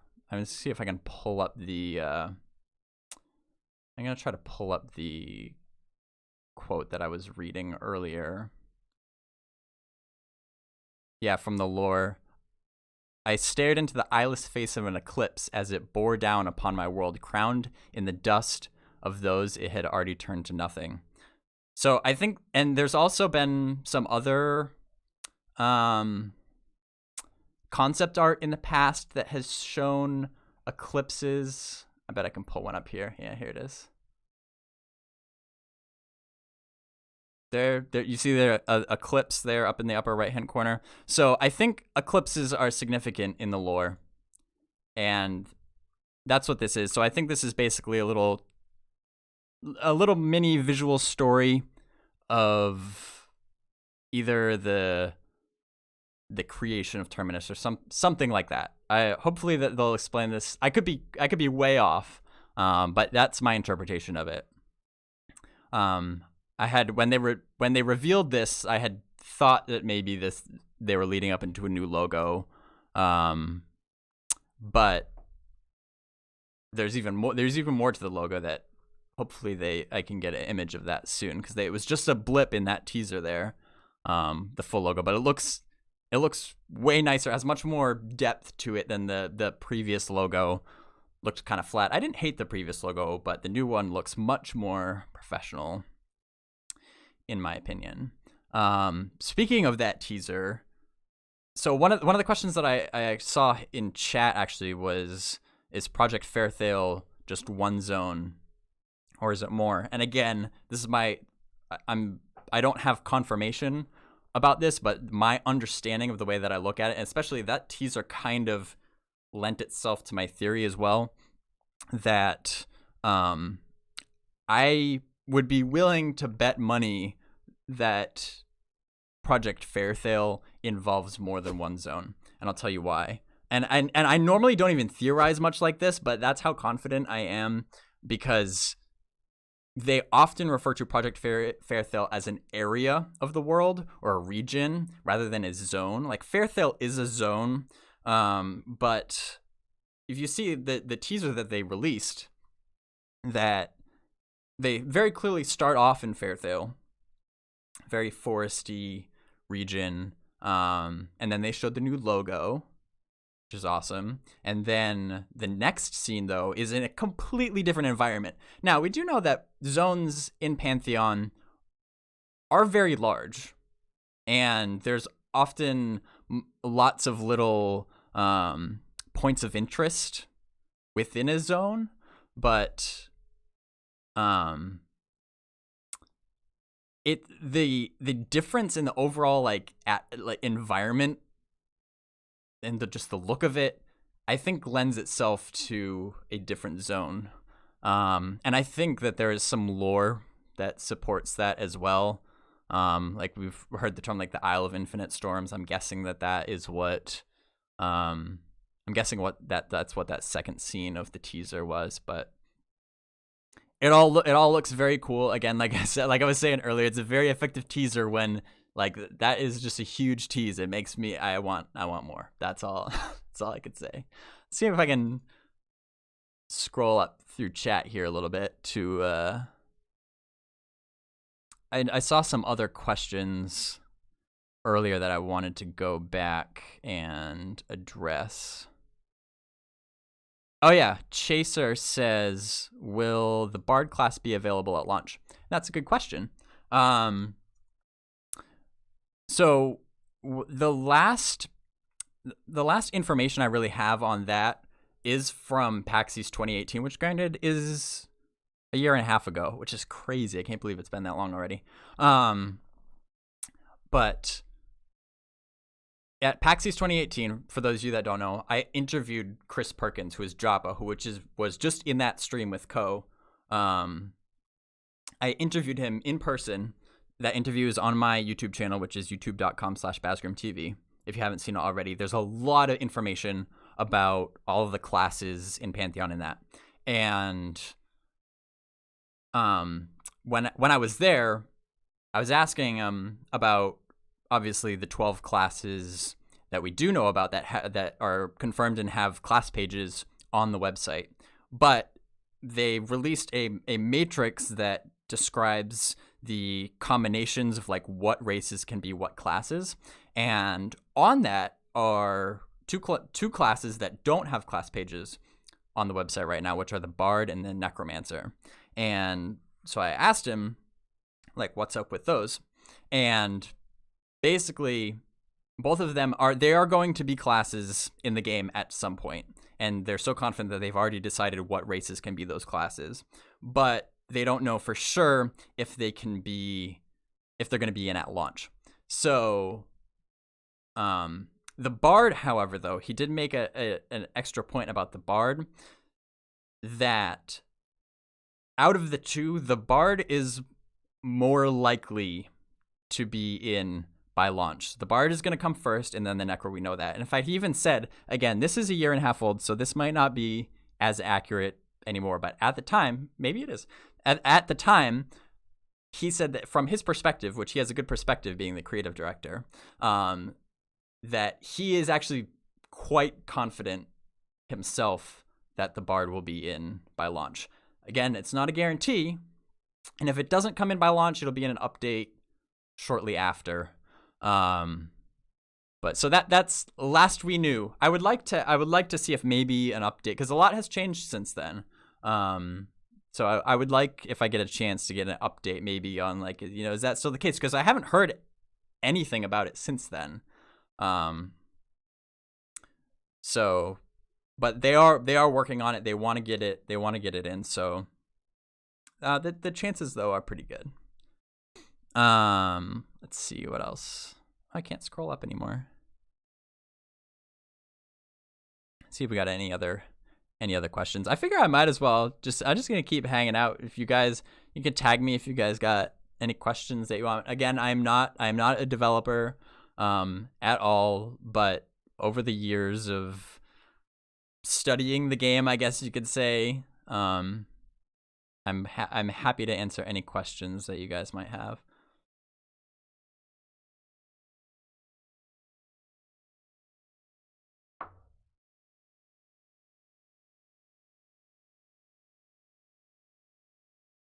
Necro was a no at launch.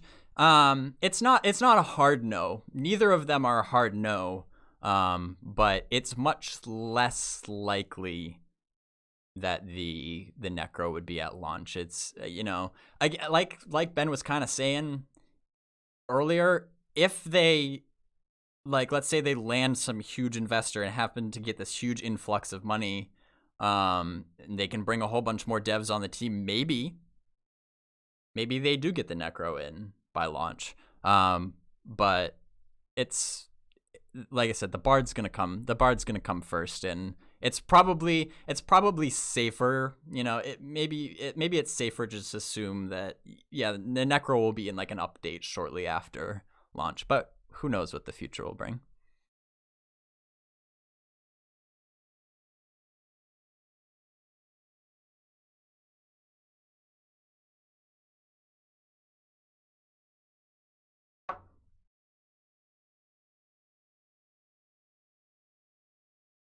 Hey, I see Minus heading out. Hey, thanks for hanging out, man. Have a good night.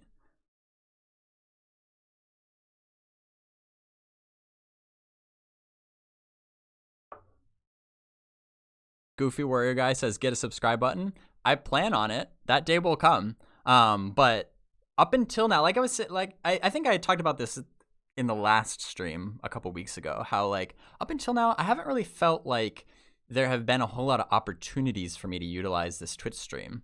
But that will change 100%. So that's why I've kind of been spending more time on YouTube lately, because I think it lends itself to the situation better, that I can spend a lot of time making this, you know, pre-recorded, like, in-depth videos and stuff about Pantheon, just kind of at my own leisure. I think that's where I'm best suited now. However, there will, I guarantee, come a day that I utilize this Twitch stream on a much more regular basis, and like I said, we'll keep doing these bi-weekly just community watch streams just to hang out, because I'm having a blast. I could go, well, I was gonna say I could go all night, but but anyway, we'll keep doing these community watch streams every couple weeks, because I think that's good, like, to establish a more, we have something that we can kind of look forward to, and it's a more predictable schedule. So I think that will be good. But it really just comes down to the NDA, to be honest, because I have streamed the game on this channel once before under very, strict supervision of the devs. Now, I didn't actually have the devs in game with me. And there was just me and a few other community members that were able and allowed to play the game for just like an hour or so. But that sort of thing, there'll be a time for that, 100%. So if you're here, I know we got a huge influx again, thanks to Cohh, big time for the shout out. So if you're new here, absolutely hit the follow, because we'll be using this Twitch stream a lot more in the future, especially once the NDA is lifted. I can stream the game on a much more regular basis. 100% going to be doing that. Probably going to see me make more of a shift from YouTube over to Twitch, because eventually, long-term goal, once, like I said, once the devs kind of allow it more, I'll be playing the game every day here. So looking forward to that. But so it's still kind of a little bit of a waiting game, but that's okay. So we'll take what we can get for now. But absolutely, if you guys are into Pantheon and enjoy that type of coverage, hit the follow button, because so you can be notified when the stream goes live every other week. For now, we'll count on every other Thursday. I think he said 6 p.m. Was that 6 p.m. Eastern or 6 p.m. Pacific? Somebody could say in the chat that remembers that. He said it at the beginning of the stream. That's the only thing I can pretty much guarantee for now. Pacific. Yeah, 6 p.m. Pacific. Thanks. Yeah, that's what I thought, because that's usually the time zone that they work with. So 6 p.m. Pacific, or that would be 9 p.m. Eastern. So that's kind of where we're at right now. We'll keep doing these community watch streams. We'll get the news. We'll talk about it, react to it all together as like a nice tight knit community, and then we'll take it from there. And because I don't know when the streaming program will be utilized, or when they give me the green light to stream the game more, but it will come for sure. And you can be sure that as soon as I know, you will know. I'll probably notify you first on social media. So again, I'm just gonna go ahead and plug all my crap, because I'm at BazgrimTV on Twitter, Facebook, Instagram, YouTube, Twitch, obviously, all that sorts of stuff. So keep an eye out for updates and that. I think in one of the written newsletters, Ben Dean said that they were planning on utilizing the streaming program in pre-alpha 5, which is the next pre-alpha phase. Again, we don't know when that will be, but I did an interview with Ben Dean, again, on my YouTube channel. I did an interview with him specifically about the streaming program. So if you're interested in streaming Pantheon, go over to my channel. I have a section, like a category of videos called developer interviews, and it's in there. You can find that. It's like 45 minutes long. You can learn a lot about how you can sign up to become a Pantheon streamer when that time comes. And like I said, it may be as early as pre-alpha 5 when that kind of starts. I don't know if maybe it might not be an everyday thing, but we can kind of start to get those wheels turning, so to speak. So it'll be a very, continual ramp up through the testing phases. Then certainly by launch, then we'll be all day, every day, baby.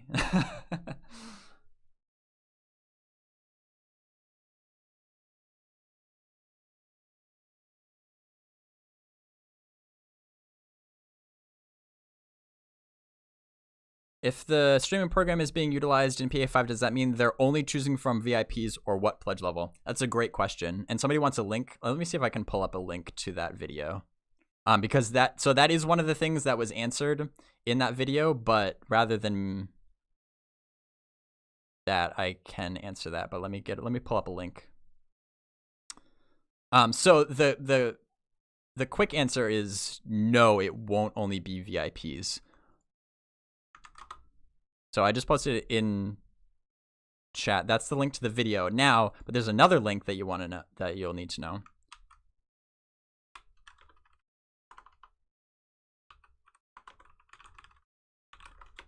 And it's that one. That is the Google form that you go click on that, fill it out. That's how you sign up to be a part of the streaming program. And basically, the short answer, again, I'm going off memory here, what Ben said, is that as long as you're on that streaming, as long as you fill out that form, you're on that list in the streaming program, you are eligible to be selected for streams, regardless of your pledge level. Now, the higher the pledge level might factor into it, may make you a little bit more likely,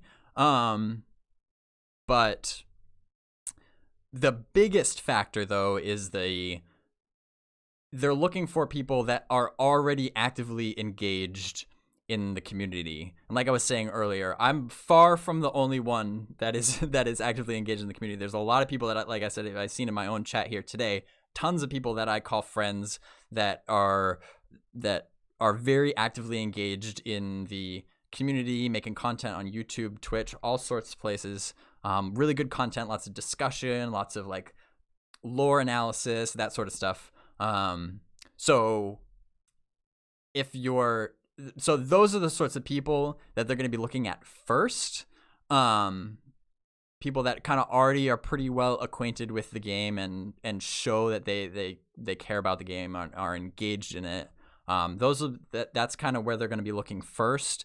But like I said, it's going to be a ramp up. So that may be where they start, maybe in PA5, but once it gets into like alpha and stuff, and there's more of the game to be showed, and they're trying to build up that awareness of the game, they're really going to start kind of lifting those restrictions on who can stream the game, for sure.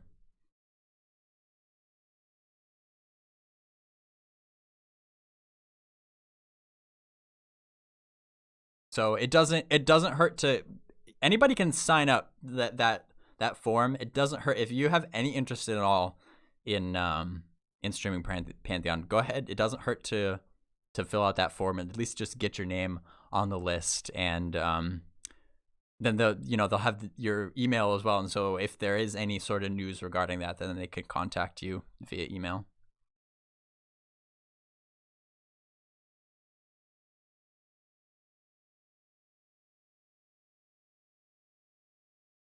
All right, that's one mug of water down. Moving on to mug number 2.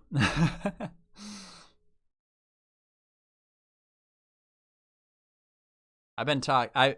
I will say though that in preparation for streaming the game more regularly, I gotta get used to talking nonstop for long periods of time, because I was like, it's not good because I can already kind of start to feel my my throat drying up because I'm a noob.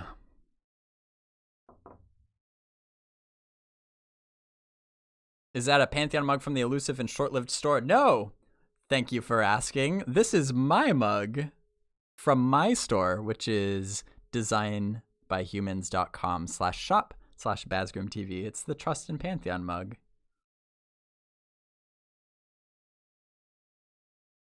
So that you can only get. It's not official merch. It's my merch. You can only get it at my store. But keep it on my desk at all times. Makes me happy. Baz has, let's say, I'm Bad says, do you have gameplay videos on YouTube? Yeah. I have one gameplay video on my YouTube channel, which, since we're just in the spirit of linking things, I'm going to link to those as well. Or to that as well, I should say. Because like I said, there's only one. They've only allowed me to do it once. And it was a while ago. I played the Ranger. I played a human Ranger. Yeah, that was from August 2018. So that was over a year ago now. So it's not recent gameplay. Obviously, the game has changed quite a bit since then. But if you're really curious about the Ranger, I did show my perspective of the Ranger gameplay from that. And again, you know, the Ranger itself will change quite a bit, but I had a lot of fun doing that. And there's just a lot of fun banter too with the other guys, because we're all just friends, just hanging out, playing the game together. I think that was kind of that was one of the main reasons that we wanted to do that stream, and that the devs wanted us to do that stream, was because like these streams with Cohh, and obviously sometimes Cohh does gameplay streams. This one didn't have any live gameplay.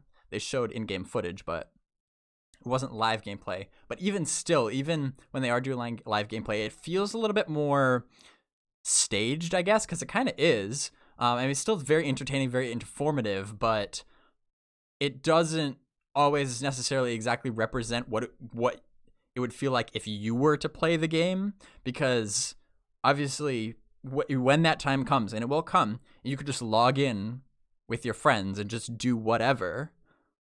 That's really what it's all about. And so that was kind of when we pitched this idea to the devs to do a community stream, that was kind of the angle that we were going at it with, because it's much more representative of like just a bunch of dudes and girls just getting together to hang out and just have fun playing the game, and just kind of like we weren't on rails. We could go anywhere within that area that we wanted and do whatever we want, and we had a blast. Like that's really, if you can look past like the little details of like the UI and all, the Ranger does this and the Ranger doesn't do that or whatever, like if you really boil it down to the biggest takeaway from that is that the game is freaking fun to just play with friends.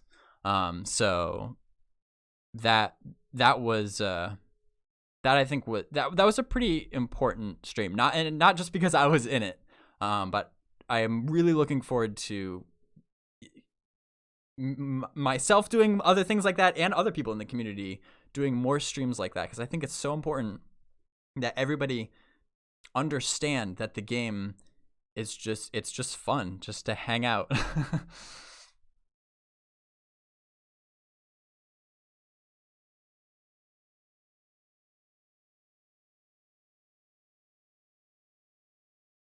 Disposalist says, trust in Pantheon. Where's the cardboard sign, Baz? The cardboard sign is right over there. I'm pointing at it. It's hanging up on my wall.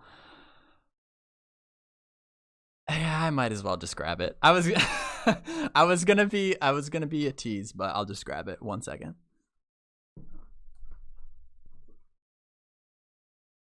Since I know that there's a lot of people that are new here, and so I want to give a little bit of a backstory about the Trust in Pantheon sign, because I think a lot of people took this maybe a little bit more seriously than they should have, because it was done very tongue-in-cheek. So let me explain the story. So again, I was at PAX East 2018. I was there covering the game, and I did the interview with Chris Joppa Perkins, and among other things, and on Sunday I had pretty much it was the last day of the convention, and I had pretty much run out of content, so to speak. I did the interview, I did the gameplay with Chris Perkins in Black Rose Keep, and I was like, okay, now what? And so I wrote on a cardboard sign, and it said trust in Pantheon, and then I walked around the convention with it. Convention floor, just because I thought it was funny. And here it is. And I know it looks like I'm homeless. That was not what I was going for. I was going kind of as this like doomsday prophet vibe, where it's like, you know how you get those like street preachers on the corner that are like, the end is near, repent, etc., etc. And I was just trying to make this like, this allegory of how the MMO genre is dying, and Pantheon, I think, is gonna be, it's certainly gonna be my best bet for reviving the genre. So that's why I did this. But then, while I was there with the devs, I got them all to sign it, which is what makes this really special. I had no idea that I had no idea that just me writing on a cardboard sign and walking around the convention center was gonna be this was gonna become this big like meme in the community, but it did. And then the fact that they were all the devs that were still there were able to sign it, actually that solidified the fact that I am never going to get rid of this sign. So that's a little bit of the story. Brad did sign it. That's Brad. Whoops, that's Brad's signature right there. And then we got, whoops, I'm working backwards here. Convo, he's a game designer. Ronick, whoops.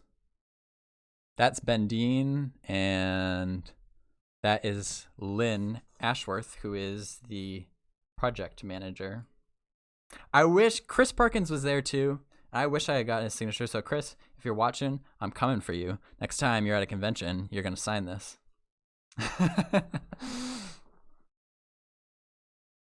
Gotta get all the devs.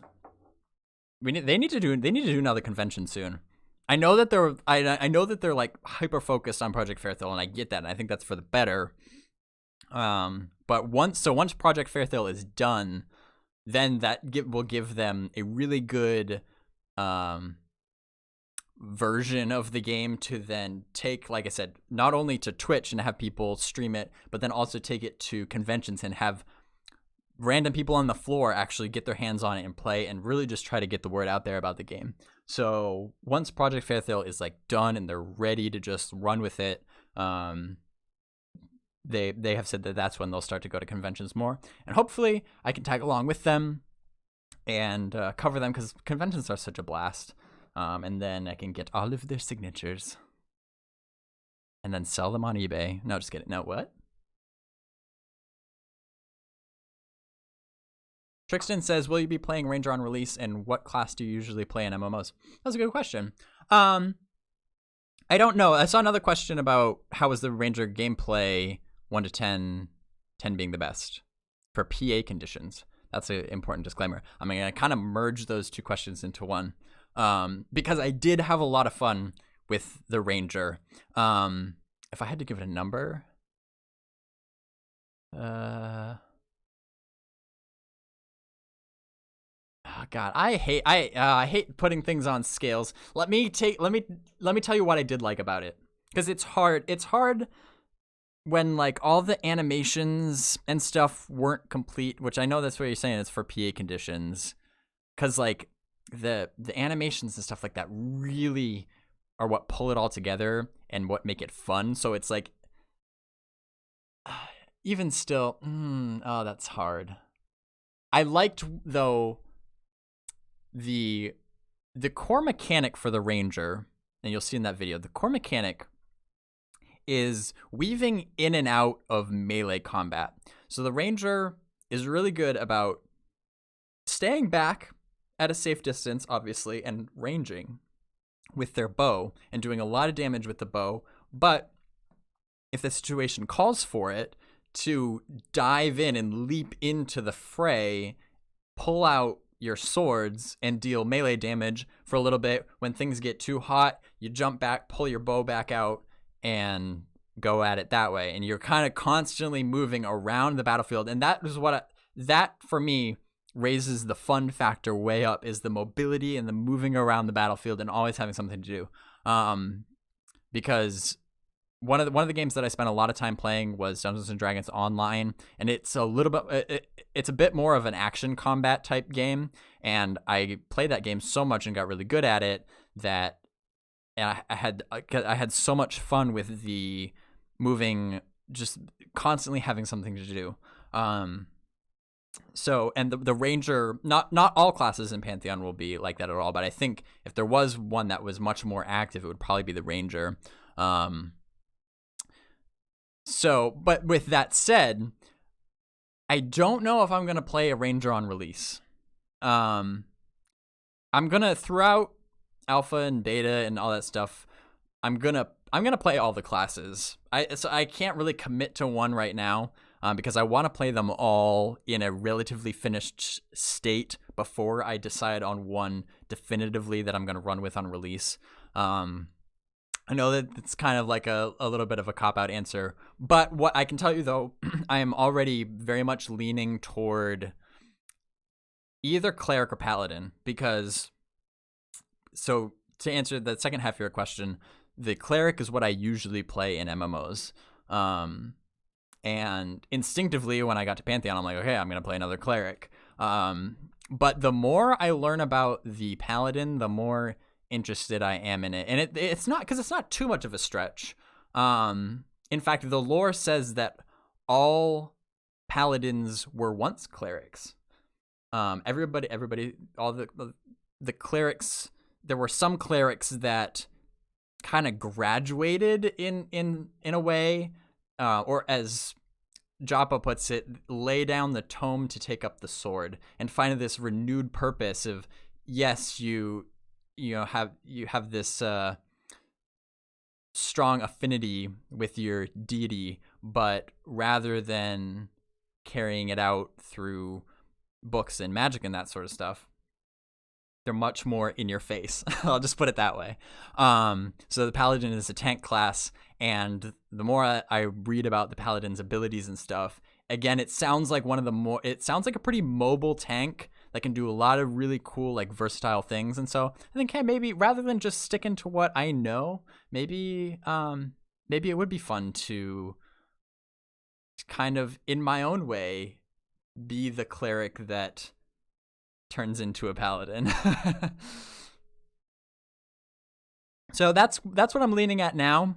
I will be a dwarf, though. I can tell you that for sure. But yeah, so probably either cleric or paladin, because I feel like it would be fun. I feel like it'd be fun to stretch myself and to learn a new role, because I've done some tanking in MMOs, but it's not really my specialty. Like, I'm definitely much more the support player, but it's never too late to learn something new. So I think I might want to, brush up on my tanking and really focus on the paladin. I think that could be a lot of fun.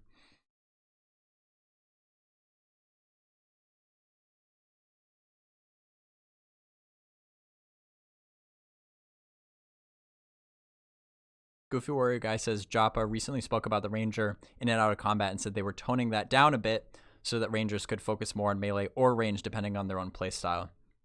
Yes, that is 100% true. And I think that's for the better, in that you're not forced to have that. I think at least the goal that they're going with that is that you're not forced to be constantly flip-flopping between the two to be the most effective. It will still definitely be an aspect of the gameplay, and it might be more of like a situational thing. But you could see, in that video, that it was like almost constant, and because it was a fairly early iteration of the Ranger, and so it did feel like you kind of just had this rotation of keys. And so again, I'm keeping mental track of how fun was the Ranger on a scale of 1 to 10. That's one of the things that, again, yes, it could be a pre-alpha thing, but I don't like just being stuck in a rotation. I like to have to think about, like, okay, what is the situation that's at hand, and what are the abilities that I have that best fit this situation, rather than just mindlessly, okay, I'm in a combat, out of combat, in combat, out of combat, and you're on this like rotation, very predictable. I know that their goal is to make it so that that's not always the case. You don't, because that's just it's not as engaging. So again, I think that was that's probably more of a pre-alpha thing, because again, like you said, Joppa's already working on ways to break people out of those rotations. So even though that was definitely the case at the time, I'm definitely glad to see that combat is becoming more situational and dynamic. And yeah, Ogre of Sparta says tactical. That's a good way of putting it too. Yeah, definitely more tactical and strategic.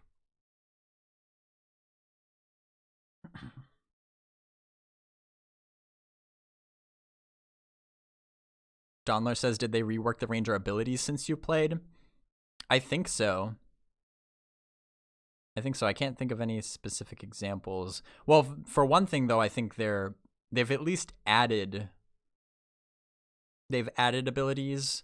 And also there was one ability, it's called Silent Arrow, I think, that it just didn't have its full functionality yet. So that it was one that it takes, when I was playing it, the mechanic was you press it and then it was like a long casting time, so to speak. It was like 2 or 3 seconds or something. You just have to stand there, you draw your bow back, and then it does a lot of damage. But I know that at the time because that in and of itself is not super fun. But that was just kind of like a placeholder mechanic, because at least according to the website, they have something in mind that it's a lot more interesting for that, where it basically, when you activate that ability, it puts you in this third person over the shoulder perspective, where you're able to actually, and this is where they kind of, even though it's more auto attack based combat, they can integrate certain abilities that have hints of action combat. And this is a perfect example of that, where Silent Arrow, you then have like crosshairs that you actually literally aim the shot, and that affects its performance. And that, I think, is a sick mechanic. If it's done well, and if it feels good, that could be so sweet, because then it's almost like you just have a little blip of third person shooter into your MMO. You know what I mean? It's like, it's almost kind of the best of both worlds in a way. A skill shot, yes, thank you.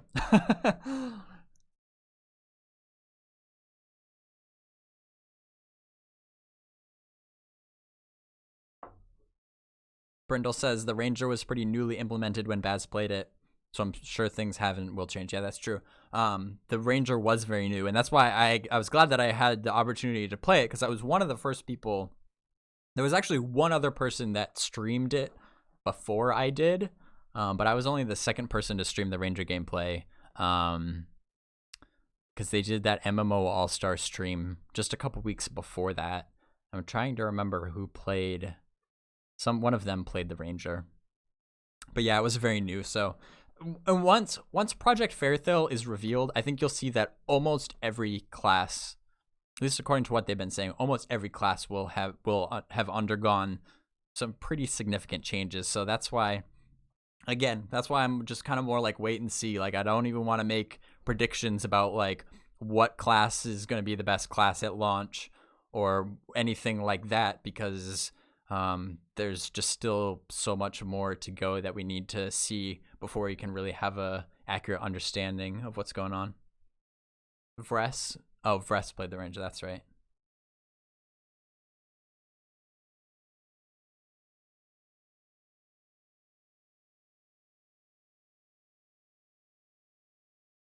Disposalist says that should be framed on the other wall, talking about my Trust in Pantheon sign. So maybe this space, I talked about this last stream. So for those of you that don't know, this studio is very new to me, and so I'm very glad to have the opportunity to utilize it more now. But this area back here is intentionally left blank, because that is where my cloth map of Terminus is going to go whenever that happens. I don't know when it will be, maybe a while, but that's where it's going to go. I think that's going to be the perfect spot for it. So in anticipation of that, though, the sign it's very predominantly up on this wall right in front of me. So when I'm looking at you, I have the sign in my peripheral, which is just how I like it. I will be doing pretty soon. I think I'm gonna have my videographer come over, and we're gonna do a walkthrough of this studio, which will be posted on my YouTube channel. I'm gonna walk through everything. For those of you that are like really into the whole behind the scenes stuff, you'll love it. Gonna take a deep dive on my new studio, show you everything from all angles, talk about it. It's gonna be fun. I can't wait to do that. It's gonna be fun, because I love it. I love it in here. It's way better than where I was before. But But anyway, wow, we've been going for like 2 hours now, all told. That's pretty crazy. I think that's I think I'm gonna call that good enough though, because I'm out of water. I'm no good. I'm no good without my water. So I think with that, I'm gonna wrap this one up. But again, can't wait till the next one, which is going to be, let me pull up the calendar here, because now we know. It is going to be November 21st at 6 p.m. Pacific. You got that? Mark your calendars. Again, if you haven't already, hit the follow button because that will notify you as soon as the stream goes live. We're going to be doing this again. I think next time it won't be with Cohh. It'll be back on the Visionary Realms official channel, back with the more like their own production of the video newsletter with the devs and stuff like that. So looking forward to that. Hopefully we can get more good stuff out of there we could talk about. And but for now, I'm gonna head out. I'm gonna probably honestly, what I'm gonna do later today is rewatch the recording of that stream, because I have so much fun hanging out with you guys that sometimes it's hard. Sometimes I miss things. I miss things in the stream. So I did this last time too. I gotta like just on my own. I gotta give it a really like close analysis. Gonna put it under the microscope just on my own because like I said, I gotta head back over to YouTube and I gotta put it into videos and we gotta spread the word about Pantheon. So that's what I'm gonna be doing. Hope you guys have a good night and I will see you next time. Thanks for watching.